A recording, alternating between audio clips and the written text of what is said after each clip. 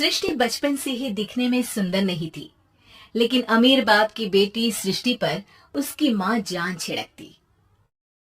मेरी बेटी कितनी प्यारी है, भगवान सबको सृष्टि जैसी बेटी दे। सृष्टि धीरे धीरे बड़ी होती है। एक दिन सृष्टि की सहेली कहती है, तू दिखने में कितनी अजीब सी है, लेकिन मैं जानती हूँ हम सब में सबसे अच्छी शादी तो तेरी ही होगी। तेरे पापा अमीर जो है।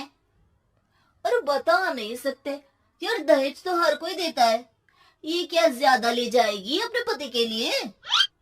अरे बड़े शहर में कोठी है इसके पापा की। अरे पापा की है ना, कौन सी इसकी है? इसकी होती तब तो कोई भी लड़का इससे शादी कर लेता।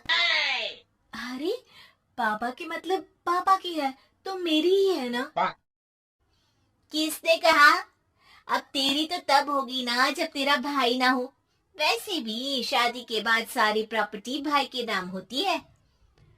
सृष्टि समझ जाती है कि उसे किसी भी हालत में माँ बाप की सारी प्रॉपर्टी को अपने नाम करना है, लेकिन कैसे? एक दिन सृष्टि का भाई शीनू कहता है, बहन क्या कर रही है?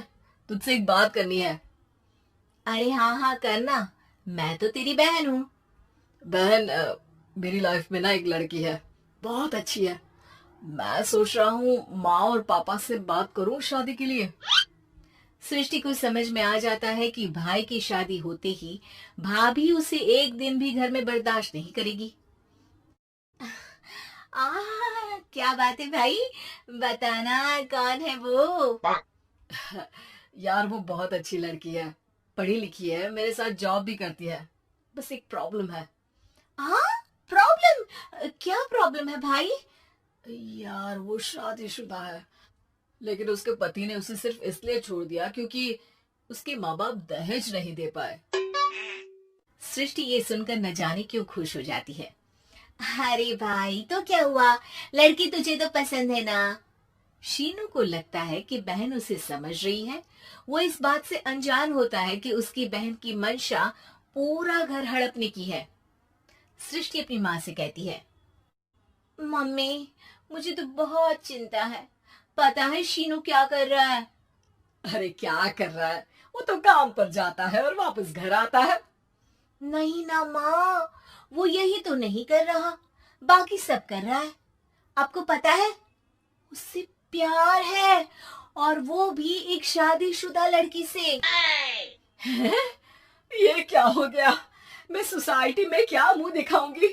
अरे तेरे पापा तो यही कहेंगे कि मैंने ही उसे बिगाड़ दिया है। माँ देखो, मेरी बात मानो, पापा पर भी विश्वास करने की जरूरत नहीं है। अब आप ही बताओ, पापा इतनी देर घर के बाहर रहते हैं क्यों, बोलो?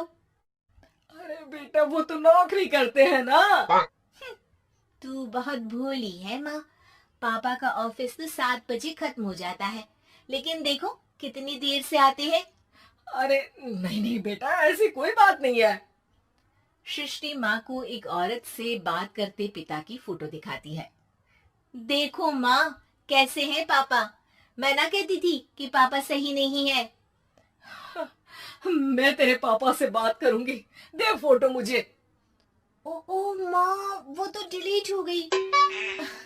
लेकिन चल, तूने तो देख लिया ना, पापा से बाद में बात कर लेना।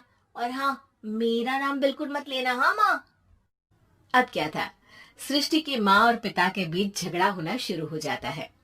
सृष्टि के मन में क्या चल रहा था कोई नहीं जानता था। एक दिन, माँ सृष्टि के लिए एक लड़का देखा है, वो लोग शाम को उसे देखने आने वाले हैं। और हाँ माँ, एक खुशखबरी, मैं और पापा मिलकर एक नया बिजनेस ट्राई कर रहे हैं। शाम को लड़का आता है, सांवले रंग का। सृष्टि को तो बिल्कुल भी पसंद नहीं आता।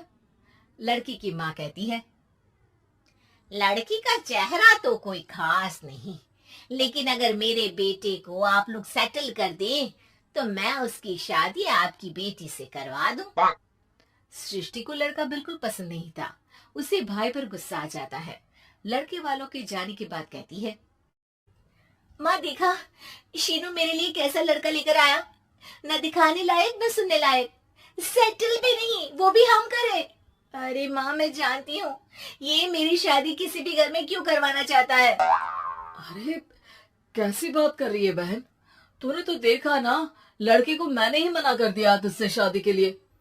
जिसने लड़का बताया था उसने उसकी बहुत तारीफ की थी। बात आई गई हो जाती है, लेकिन सृष्टि का मन शांत नहीं होता। क्या करूं, कुछ समझ में नहीं आ रहा। मेरी शादी हो गई तो ये लोग पूरी प्रॉपर्टी शीनू के नाम कर देंगे, मेरे हाथ तो कुछ लगेगा ही नहीं। तभी सृष्टि को आइडिया आता है। वो किसी वकील को फोन करती है। जी देखिए, अगर आपके मम्मी पापा का तलाक हो जाता है तो आपके पिता की आधी प्रॉपर्टी आपकी माँ के नाम हो जाएगी, फिर उसे वो किसी को भी दे सकती है। सृष्टि अब माँ को बेटे के खिलाफ भरती है। माँ, शीनू पर नजर रखा करो। वो जिस लड़के के प्यार में है ना, वो शादीशुदा है। यहाँ आएगी, सारा पैसा, रुपया, जमीन, जायदाद सब भड़क लेगी। पापा का भी हाल तुमसे छुपा नहीं है। ऐसा ना हो कि मैं और आप एक दिन सड़क पर भीख मांगे। हे भगवान, मैं तो जीते जी मर जाऊंगी अगर ऐसा हो गया तो। ऐसा हो गया नहीं माँ, ऐसा ही होगा। अभी समय है, आगे का सोच लो। मैं तो कहती हूँ पापा से आधी प्रॉपर्टी लेकर अलग हो जाओ। पापा की आधी प्रॉपर्टी भी हम लोगों को अगर मिल जाती है ना, तो अगले 7 जन्म सफल समझो।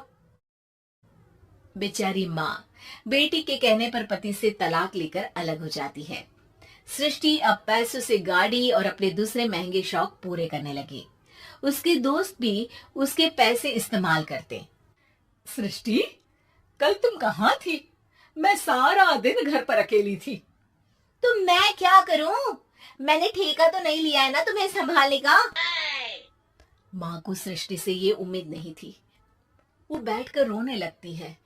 वहीं उसका पति यानी कि सृष्टि के पिता आ जाते हैं। मैं जानता था कि तुम्हारा यही हाल होगा, तो आपने मुझे रोका क्यों नहीं?